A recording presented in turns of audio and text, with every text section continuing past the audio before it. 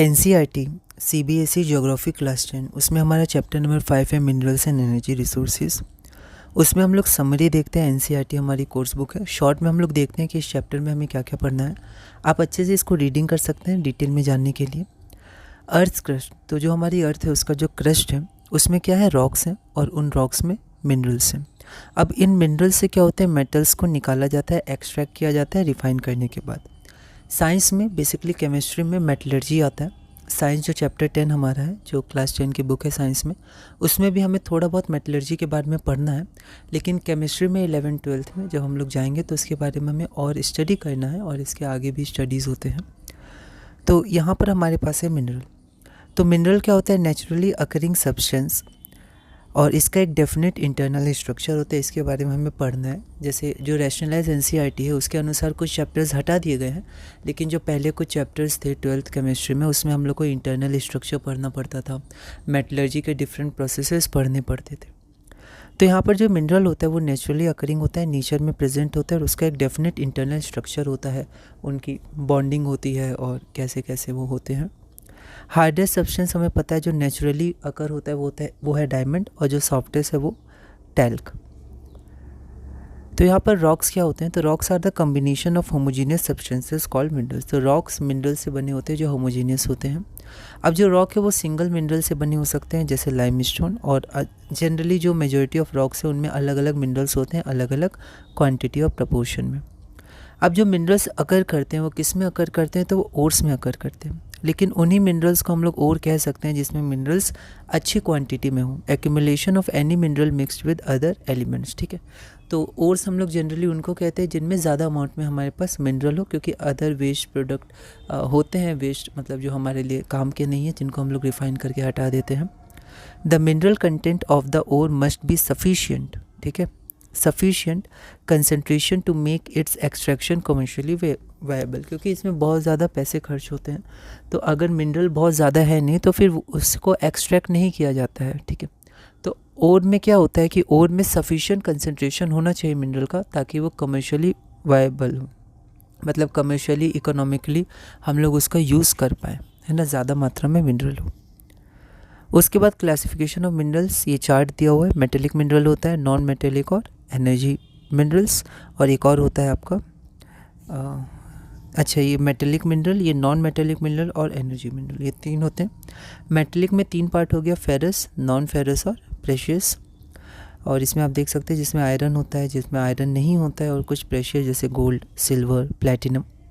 उसके बाद energy mineral जो हमें एनर्जी प्रोवाइड करते हैं, कोल, पेट्रोलियम, नेचुरल गैस, और नॉन मेटेलिक मिनरल जैसे mica, salt, potash, sulphur, granite etcetera. अगला मिनरल्स किस फॉर्म्स में अकर होते हैं, जैसे रॉक्स में होते हैं मिनरल, तो रॉक्स भी डिफरेंट काइंड्स के होते हैं, इग्नियस रॉक्स, मेटामॉर्फिक रॉक और सेडिमेंट्री रॉक्स। तो मिनरल्स किस फॉर्म में होते हैं, तो इग्नियस एंड मेटामॉर्फिक रॉक्स। ठीक है, तो इग्नियस और मेटामॉर्फिक रॉक्स में जो क्रैक्स होते हैं, जॉइंट्स होते हैं, क्रिविसेस होते हैं, फॉल्ट्स होते हैं, उनमें होता है। अब 11th-12th में जब आप ज्योग्राफी लीजिएगा तो आपको इनके बारे में और डिटेल में जानना पड़ेगा, और अगर आप आगे भी बीए आर्ट्स में ज्योग्राफी वगैरह लेते हैं तो बहुत डेप्थ में इन सब की स्टडी की जाती है। तो इसके एग्जांपल हो जाते हैं tin, copper, zinc, lead etcetera. Sedimentary rock, इनमें मिनरल्स बेड्स या लेयर्स में प्रेजेंट होते हैं, for example coal, some forms of iron ores या जिप्सम। जिप्सम के बारे में हमें 10th साइंस में भी थोड़ा बहुत पढ़ना है चैप्टर 2 में। तो ये सारे जो मिनरल्स हैं वो सब बहुत ही इंपॉर्टेंट होते हैं, इनका जो स्ट्रक्चर वगैरह होता है वो सब केमिस्ट्री में हम लोग स्टडी करते हैं, तो केमिस्ट्री भी इंपॉर्टेंट, ये रिलेटेड होती है। डिकम्पोजिशन ऑफ सरफेस रॉक्स, तो जो सरफेस रॉक्स होते हैं उनका डिकम्पोजिशन, तो उससे एक रेसिडुअल मास, मतलब एक मास बचता है वेदर मटेरियल का जिसमें ओर्स रहते हैं, फॉर एग्जांपल बॉक्साइट। फिर एलुवियल डिपॉजिट्स हमने चैप्टर 1 में देखा था, एलुवियल सॉइल के बारे में। तो जो एलुवियल डिपॉजिट्स होते हैं, Sands of valley floors and base of hills, वहाँ पर जो एलुवियल डिपॉजिट्स होते हैं वहाँ पर भी मिनरल्स पाए जाते हैं, जैसे गोल्ड, सिल्वर, प्लैटिनम। फिर ओशन वाटर में जो जनरल मिनरल्स होते हैं वो हमारे पास होते हैं, कॉमन सॉल्ट, मैग्नीशियम, ब्रोमीन, जिसे एक्सट्रैक्ट किया जाता है। उसके बाद हमारे पास है कि क्या इंपॉर्टेंट फैक्टर्स होते हैं। ठीक है, तो सबसे पहला concentration of mineral in the ore, तो जो ओर है उसमें मिनरल का कंसंट्रेशन अच्छी मात्रा में है या नहीं है, क्योंकि बहुत ही ज़्यादा एक्सपेंसिव होता है, खर्च बहुत ज़्यादा होता है इन सबको एक्सट्रैक्ट करने में। बहुत बड़ी बड़ी मशीनें, स्किल्ड लेबर, इंजीनियर्स सब काम करते हैं। द ईज़ ऑफ एक्सट्रैक्शन, क्या हम आसानी से उसको एक्सट्रैक्ट कर पा रहे हैं कि नहीं। And the closeness to the market, market से ये क्लोज तो है क्योंकि फिर हम लोग वहाँ पर इंडस्ट्रीज़ में इसको भेजते हैं, फिर प्रोडक्ट्स बनते हैं। तो ये सब चीज़ों को हम लोग ध्यान में रखते हैं। Important role economic viability of a reserve, reserve मतलब मिनरल, जहाँ पर मिनरल्स है तो वहाँ पर ये सब चीज़ें होनी चाहिए, तभी वो कुछ बेनिफिट कर पाएगी हमें, है ना। तो अ मिनरल डिपॉजिट और reserve turns into a mine, तो तब हम लोग माइन कहते हैं। अगर कंसंट्रेशन मिनरल का बहुत अच्छा हो, एक्सट्रैक्शन के लिए इजी हो, ईज़ ऑफ एक्सट्रैक्शन, और मार्केट भी क्लोज हो, तब उसे हम माइन कहते हैं, जैसे कोल माइन, ये माइन, ठीक है। अगला हमारे पास आता है फेरस मिनरल्स। तो फेरस आयरन हो गया, तो पहला आ गया आयरन ओर। तो मैं बहुत ही शॉर्ट में यहाँ पर लिख रहा हूँ, बाकी एनसीईआरटी आप डिटेल मैप्स वगैरह अच्छे से समझाया गया, आप उसको रीडिंग करिएगा। इंडिया में आयरन और एबेंडेंट है, एबेंडेंट मतलब बहुत सारा है, मतलब अच्छा उसकी हम कह सकते हैं क्वांटिटी है। मैग्नेटाइट, मैग्नेटाइट होता है फाइनेस्ट आयरन ओर, जिसमें लगभग 70% आयरन होता है, सबसे ज़्यादा इसी में पाया जाता है। फिर आता है हेमेटाइट, हेमेटाइट में 50 to 60% होता है। आप एनसीईआरटी में पढ़ सकते हैं, मैंने लिखा नहीं है, लेकिन जो कमर्शियल होता है या इंडस्ट्रियल एप्लीकेशन के लिए जो यूज़ होता है उसमें ये सबसे इम्पॉर्टेंट है, हेमेटाइट। फिर major iron ore belts in India, map में भी ये पूछा जा सकता है कि कहाँ कहाँ हमारे भारत में आयरन ओर पाए जाते हैं, आयरन ओर बेल्ट्स कहाँ कहाँ हैं। पहला है उड़ीसा झारखंड बेल्ट, है ना। तो हाई ग्रेड हेमेटाइट, यहाँ हाई ग्रेड हेमेटाइट मिलता है, बहुत ही अच्छी क्वालिटी का हेमेटाइट। और यहाँ पर हम लोग देखते हैं Badampahar mines in Mayurbhanj and Kendujhar district of Odisha. तो यहाँ पर ये कोल ओर है, मतलब आयरन ओर यहाँ पर मिलता है ना, कोल नहीं आयरन ओर, है ना, आयरन ओर मिलता है। उसके बाद सिंहभूम डिस्ट्रिक्ट इन झारखंड, झारखंड के सिंहभूम डिस्ट्रिक्ट में ये मिलता है। उसके बाद हमारे पास है बल्लरी चित्रादुर्गा चिक्कामगलुरु टुमाकुरु बेल्ट, है ना। एक बार आप इसका प्रोनाउंसिएशन अच्छे से देख सकते हैं, ठीक है। तो यहाँ पर ये कर्नाटका में है, और कर्नाटका में Kudremukh mines western Ghats of Karnataka यहाँ पर भी मिलता है, और ये 100% एक्सपोर्ट होता है यहाँ पर, जो भी माइंस मतलब आयरन है, आयरन ओर जो निकलता है। उसके बाद बस्तर चंद्रपुर बेल्ट, ये छत्तीसगढ़ और महाराष्ट्र में, इसमें बहुत ही ज़्यादा high grade, very high grade of hematites यहाँ पे मिलते हैं।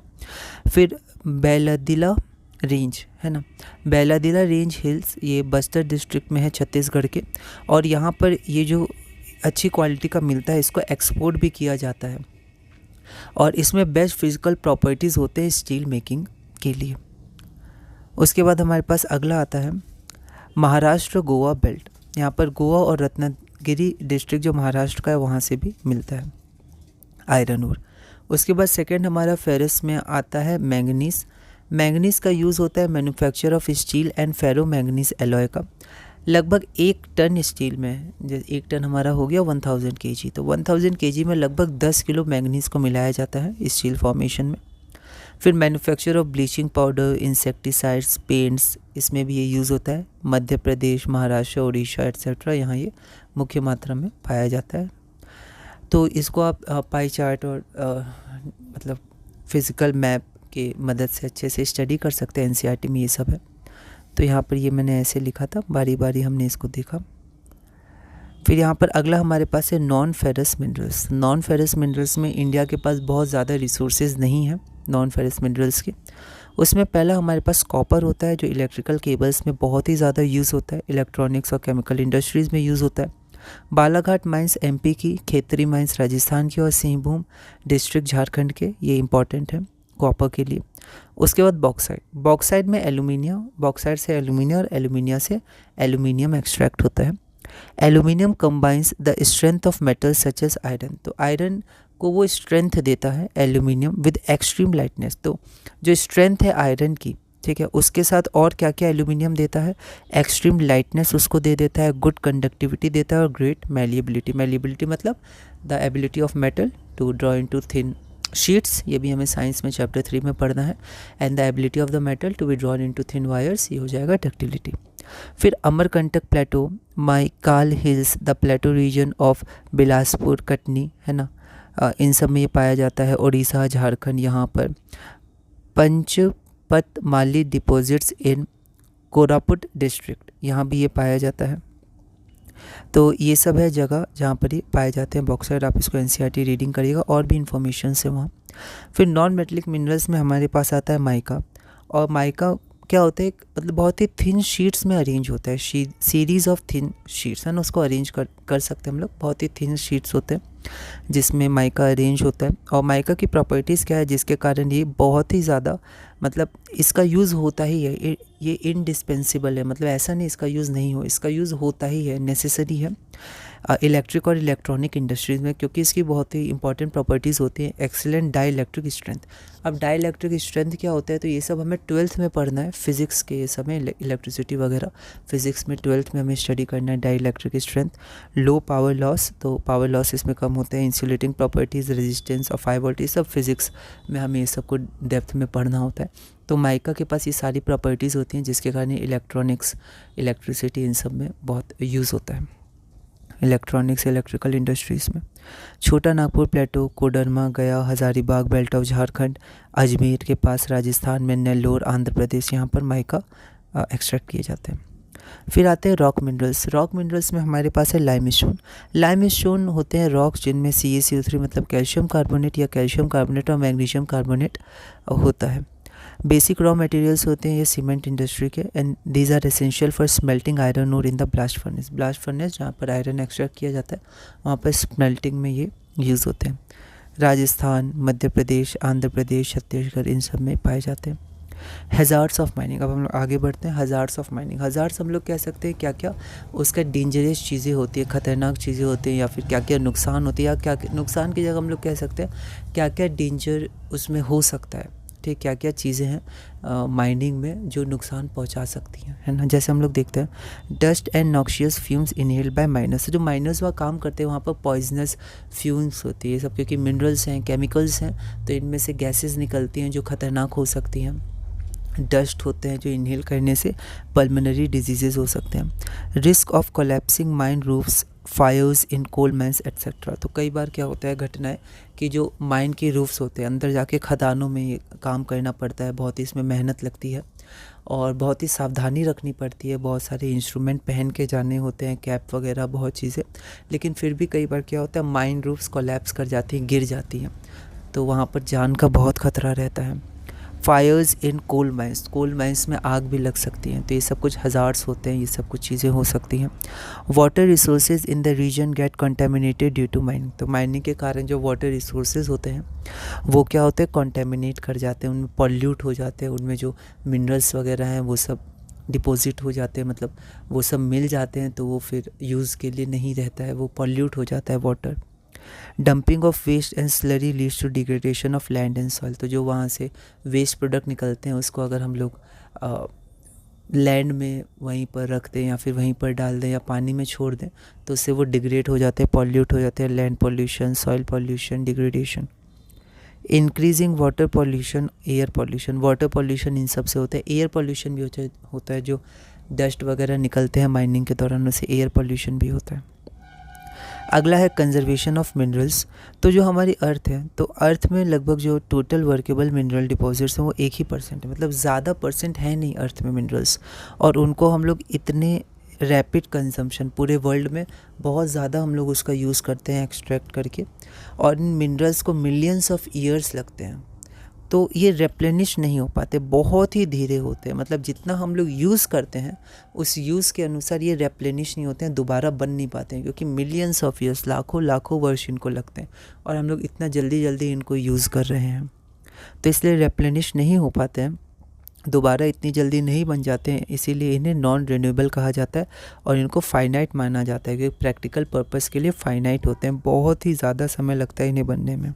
तो अगर टेक्नोलॉजीज़ इम्प्रूव होंगी तो जो लो ग्रेड ओर्स हैं उनको भी हम लोग लो कॉस्ट पे यूज़ कर पाएंगे, क्योंकि जनरली जो लो ग्रेड ओर्स होते हैं उनसे मिनरल एक्सट्रैक्ट नहीं किया जाता है, क्योंकि इकोनॉमिकली फिर वो ठीक नहीं रहता है, ठीक है, बहुत ज़्यादा ही खर्च होता है और फिर इकोनॉमिकली वो नहीं हम लोग उतना बेनिफिट कर पाते हैं। लेकिन अगर टेक्नोलॉजी इम्प्रूव हुई तो उन लो ग्रेड ओर्स को भी हम लोग यूज़ कर सकते हैं लो कॉस्ट पे। Recycling of metals using scrap metals, वो भी बहुत इंपॉर्टेंट है, हम लोग रिसाइकिल कर पाएँ। तो ये रहा तो अच्छा, अब हम लोग आगे बढ़ते हैं। तो एनर्जी रिसोर्सेज, तो पहले मैंने ऐसे इसको लिखा है, तो अब इसको मैं एक एक करके यहाँ पर डिस्कस करते हैं हम लोग। तो एनर्जी रिसोर्सेज, सबके लिए एनर्जी इंपॉर्टेंट होती है। कन्वेंशनल रिसोर्सेज होते हैं जैसे फायरवुड, कैटल डंग के, coal, petroleum, natural gas, electricity, hydel या थर्मल, मतलब वाटर से या फिर कोल पेट्रोलियम से जो इलेक्ट्रिसिटी बनती है।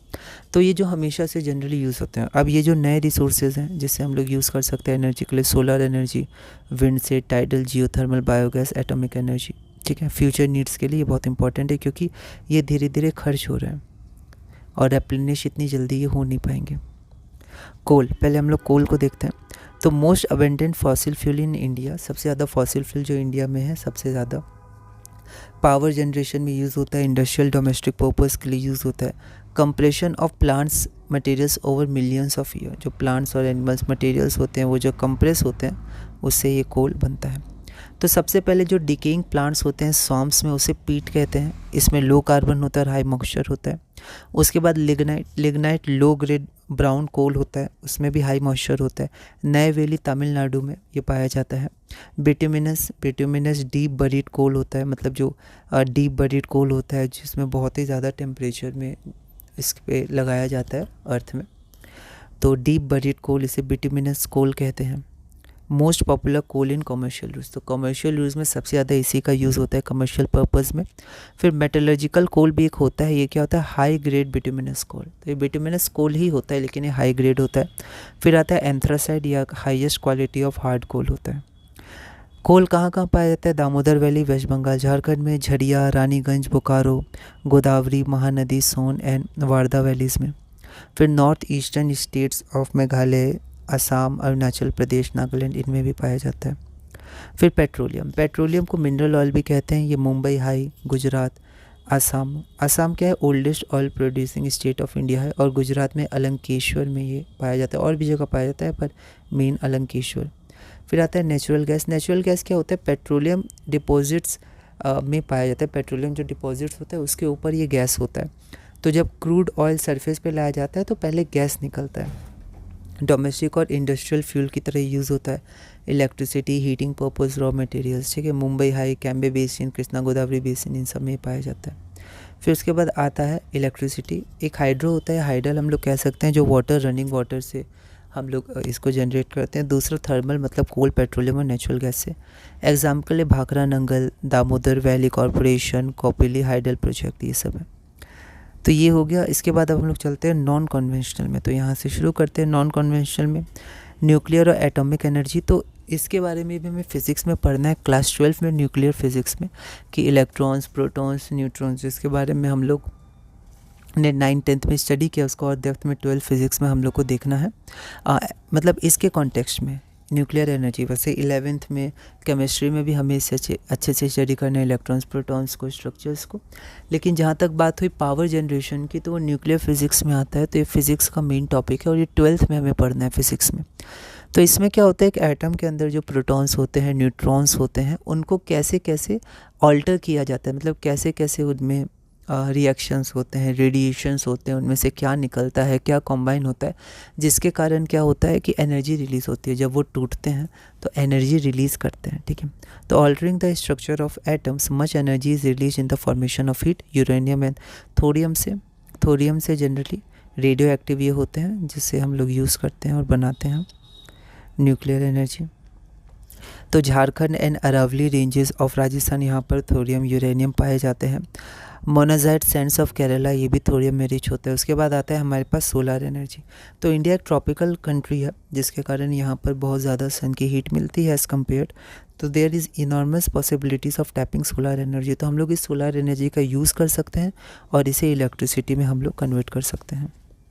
उसके बाद विंड पावर तमिलनाडु में नागरकोइली और मदुरई, जो वहाँ पर पूरा एक एरिया होता है, यहाँ पर विंड मिल्स लगे रहते हैं। तो तमिलनाडु में नागरकोइली से मदुरई, फिर जैसलमेर, फिर आंध्र प्रदेश, कर्नाटका, गुजरात, केरला, महाराष्ट्र और लक्षद्वीप, यहाँ पर भी पाए जाते हैं फार्म्स।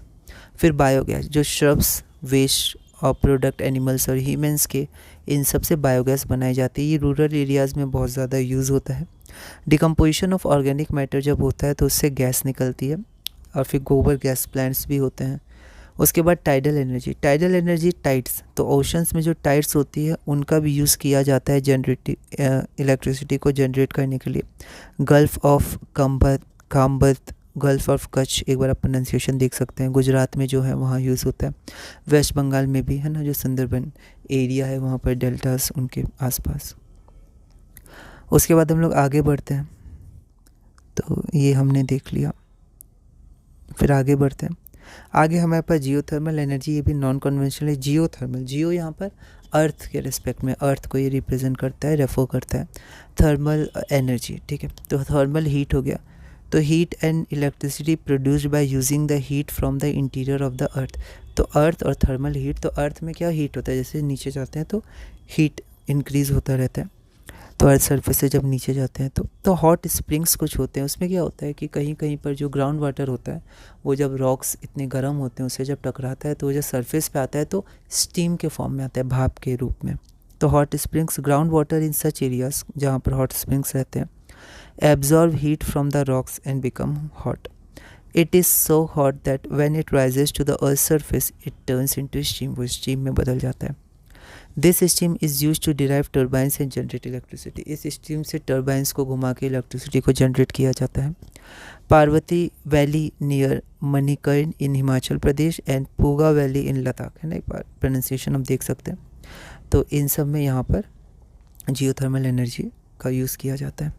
फिर हमारे पास आखिरी टॉपिक है कंजर्वेशन ऑफ एनर्जी रिसोर्सेज। तो उसके लिए promotion of energy conservation awareness हमें लोगों में फैलानी चाहिए कि एनर्जी को हमें कंजर्व करना है, और ये तो करनी चाहिए कि जो अभी हमारे पास एनर्जी है, कोल है, पेट्रोलियम, नेचुरल गैस है, उनको हमें कंजर्व करना चाहिए, लिमिट करना चाहिए इलेक्ट्रिसिटी वगैरह का।